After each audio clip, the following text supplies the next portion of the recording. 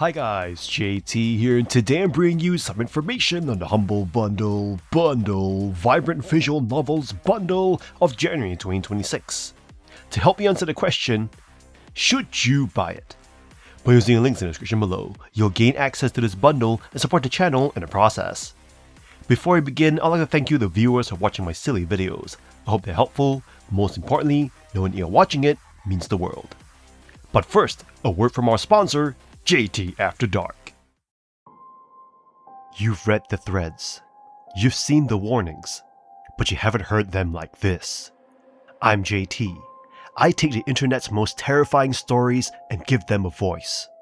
From Reddit's deepest archives to the legends that haunt the web, I bring the horror to life.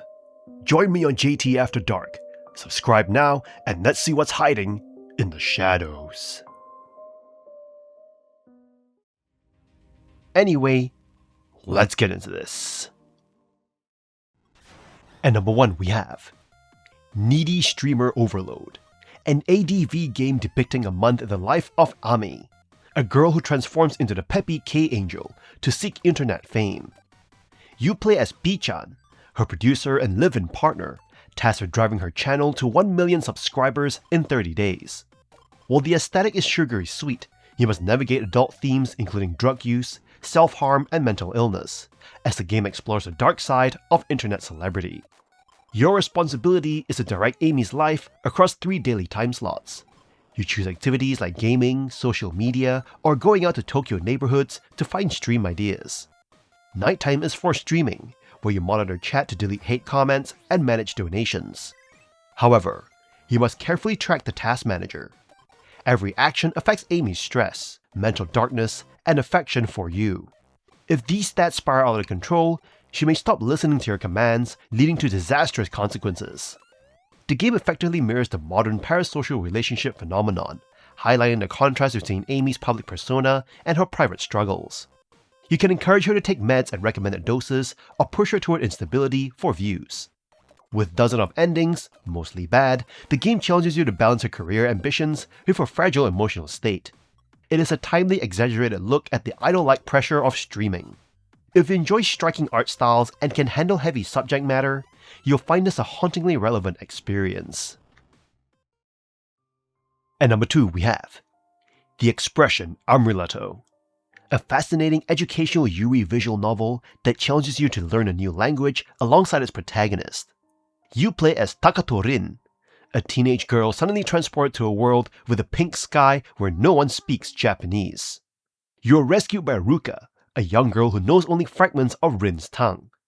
As they bond, you must learn Juliamo, a language based on a real-world Esperanto, to communicate and navigate this strange reality.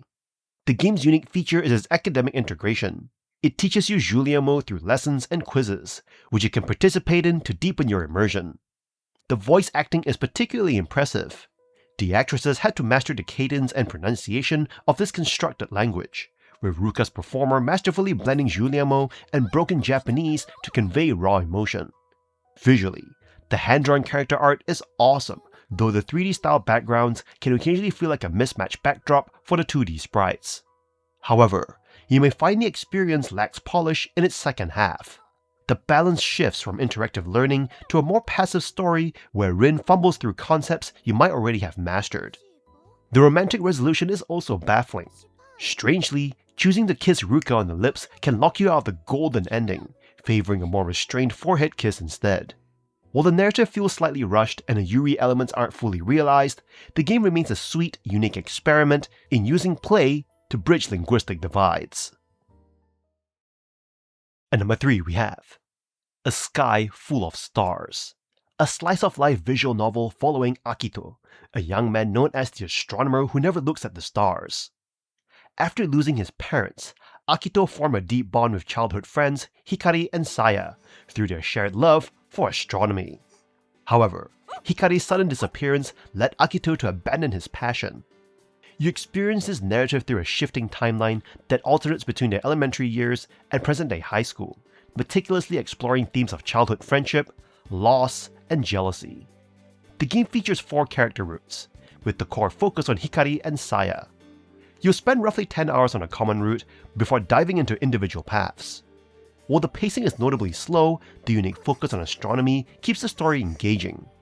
Pooltop's affinity for the heavens is evident in the crisp, high-quality CGs and animated sequences that effectively convey the awe of a star-filled night sky.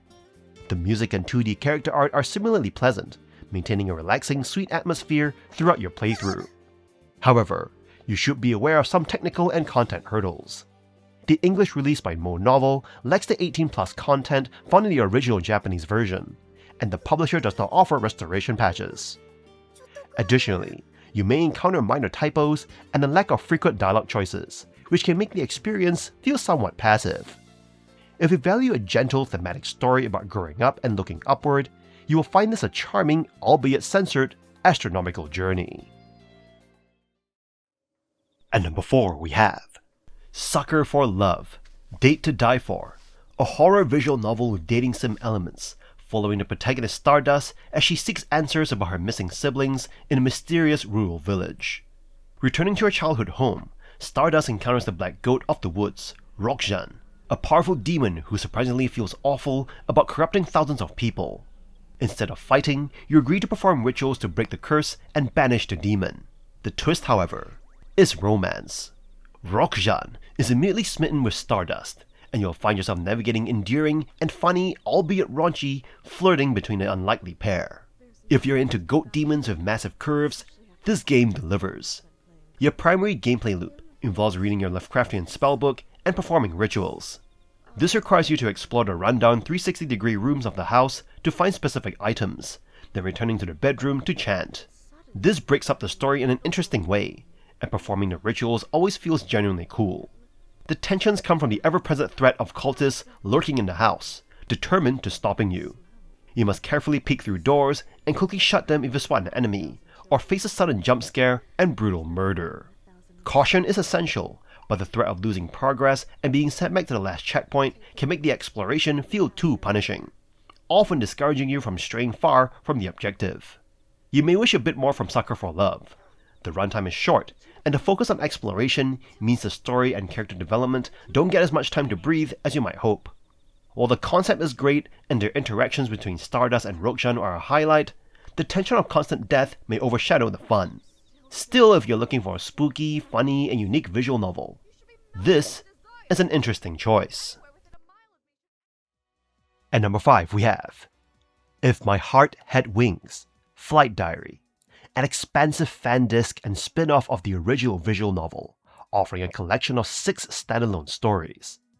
It functions as a hybrid of epilogue, prologue, and alternate perspectives.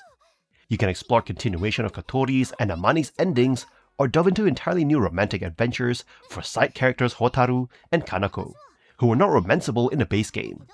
One segment even explores a joint route with twins Asa and Yoru, while the final chapter provides Kotori's internal perspective during the main game's events. Unlike a typical dating sim, you experience this title as a kinetic novel. There are no choices or branching paths. You simply select a story and follow the narrative. The writing maintains the franchise's signature blend of lighthearted comedy and serious themes regarding fulfilling one's dreams. You'll find that the focus shifts from pure romance to the value of friendship. While the game provides enough context for newcomers to understand the world, you'll gain the most satisfaction by playing the original title first. Visually, the game excels with high-quality CGs and expressive character sprites, including the return of the charming chibi style for comedic moments. The voice acting is superb, though the protagonist remains unvoiced. You should note that there's an all-ages Mo Novel release. Explicit scenes are censored. This occasionally results in awkward, lingering kissing scenes with strange sound effects. Despite these minor immersion breaks, it is a polished, joyful experience for any fan of the Soaring Club. This bundle includes the If My Heart Had Wings Flight Diary New Wings Akari DLC, providing more content for your enjoyment. At number 6 we have If My Heart Had Wings, a visually stunning visual novel that explores the beauty of chasing dreams and the power of friendship. You follow Aoi Minase, a former cyclist who returns to his hometown after an accident. He soon becomes a dorm mother for a group of girls and joins the school's Soaring Club, Led by the clumsy yet brilliant Amane, the club works tirelessly to build a glider capable of soaring above the clouds to witness the morning glory phenomenon. The story is a relaxing, positive journey that avoids intense tragedy in favor of encouraging themes. You interact with a cast of likable archetypes, including the childhood friend Agiha and the resilient Kotori, a girl in a wheelchair who helps Aoi overcome his own physical and emotional limitations. While the plot follows a predictable arc and the treatment of disability can occasionally feel superficial, the charming characters and lighthearted moments, like a top hat wearing duck, keep you engaged. Visually, the game is breathtaking. The sky blue aesthetic permeates everything from the HUD to the vivid backdrops of Windmill Hill. Short 3D animations and a peaceful sea shanty inspired soundtrack bring the world to life. Even with the controversial removal of adult content for its international release, the game stands strong on its own merits. Innovative control shortcuts and a quick start feature that resumes your last save make the experience seamless.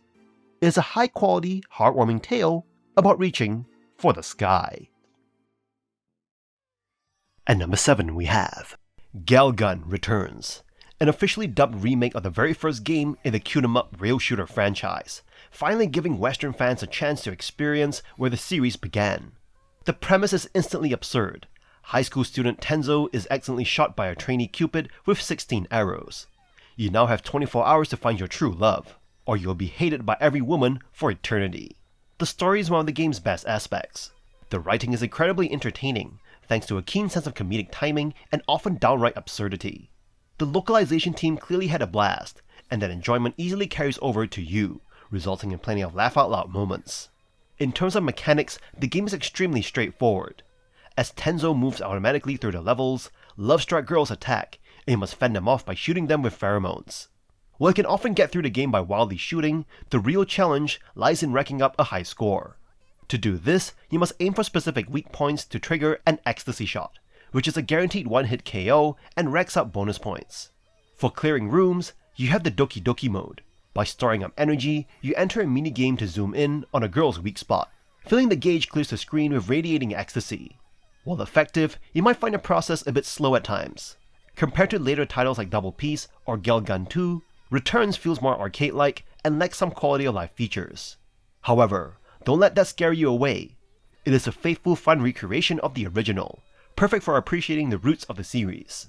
If you can appreciate it for the straightforward blast that it is, you're guaranteed to have an absolute blast. At number 8 we have Endless Monday, Dreams and Deadlines, a short charming visual novel that perfectly captures the anxious chaos of creative procrastination. You play as Penny, an artist who spent months avoiding a project due Monday, and now finds yourself stuck in the office over the weekend, desperately trying to summon inspiration. Instead of the usual productivity, you'll wander through her workplace, chat with eccentric co-workers, and get lost in distractions, including an unexpectedly addictive phone minigame called Lumberlass.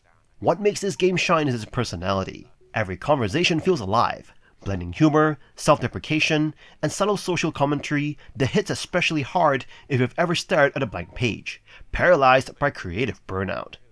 The dialogue is smart and expressive, giving each character, from Penny's carefree boss Miss Whiskey to her grounded friend Sky, a distinct voice.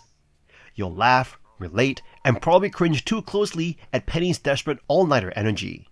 Visually, Dreams and Deadlines is gorgeous, with expressive character art and colorful backdrops that make the late-night office feel oddly cozy.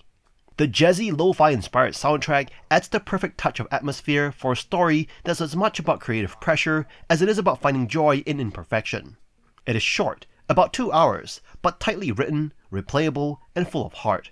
Whether you're chasing deadlines, hiding from them, or just want a beautifully drawn reminder that you're not alone in the chaos, Endless Monday, Dreams and Deadlines is absolutely worth your weekend. At number 9 we have Go! Go! Nippon! Complete Collection. The definitive guidebook game, bundling the original visual novel with its 2015 and 2016 expansions to create an exhaustive virtual tour of Japan. You play as a traveler fulfilling a lifelong dream, hosted by sisters Makoto and Akira. Together, you navigate a week-long itinerary through famous landmarks, bustling shopping districts, and serene historical gardens. The experience functions as an interactive brochure, where the sisters explain local etiquette, history, and customs. providing an educational journey wrapped in a light-hearted slice-of-life narrative. By including both major DLCs, the collection effectively doubles the original content and upgrades the technical presentation to 720p widescreen. You'll explore iconic spots like the Tokyo Skytree and Comiket, alongside lesser-known Shitamachi locations and cultural workshops. The emote system brings the sisters to life with fluid animations, while the wallet system and Google Maps integration add layers of realism to your sightseeing. For language learners, the ability to display Japanese and English text simultaneously is a highlight, though the absence of voice acting remains a common critique. While the protagonist's dialogue can be cringeworthy and the romantic roots are simple, the collection excels as a nostalgic, very positive rated vacation. Whether you're a Hololive fan, echoing the Bao Bao memes, or a solo traveler planning a future trip to Tokyo, this comprehensive package offers the most polished, informative, and heartwarming introduction to Japanese culture available. It is an uncomplicated, sweet, and genuinely helpful guide for any aspiring visitor. At number 10 we have Eden Asterisk, a dramatic visual novel set on a dying Earth where most of humanity has fled to deep space. You follow Ryo Haruna, a hardened soldier and elite sniper tasked with guarding Sion, a Felix, a genetically advanced human possessing eternal youth and superior intellect. Stationed at a mysterious science institute on a secluded island, Ryo becomes entangled in a series of unfolding mysteries. The story utilizes a slow burn approach, building suspense through long stretches of dialogue that gradually reveals the high stakes of a world nearing its inevitable end. The narrative excels in its emotional delivery, offering intense drama that grips you through both poignant and action-packed scenes. While the drama occasionally leans on cliches, the character development is masterfully handled. Characters who initially seem unlikable grow significantly, making their eventual arcs feel earned and satisfying. Visually, the game is impressive, featuring mature character designs and highly detailed scenery. Subtle face animations add a unique charm to the still images, enhancing the storytelling without the need for full animation. However, you may find the pacing uneven. Some scenes drag on with filler content that pads the 8-hour runtime, occasionally dulling the urgency of critical moments. Additionally, the music, while generally fitting, can sometimes overpower the solid Japanese voice acting. Despite these flaws, Eden Asterisk remains a high-quality experience for established visual novel fans. And that's all for this bundle. This bundle is an absolute steal for anyone looking to nuke their productivity. For $12, you're snagging heavy hitters like Needy Streamer Overload and If My Heart Had Wings. Whether you want to fix a chaotic streamer or vibe with some high-tier romance, this pack hits every mood. Seriously, the value is cracked. It's basically a starter kit for the genre. Grab it, patch your games, and enjoy the feels. In any case, I hope you enjoyed today's video, and if this video was helpful, feel free to leave a like and subscribe, and maybe consider buying the channel a coffee. From the bottom of my heart, thank you for watching, and I'll see you guys in the next video. And remember to subscribe to JT After Dark.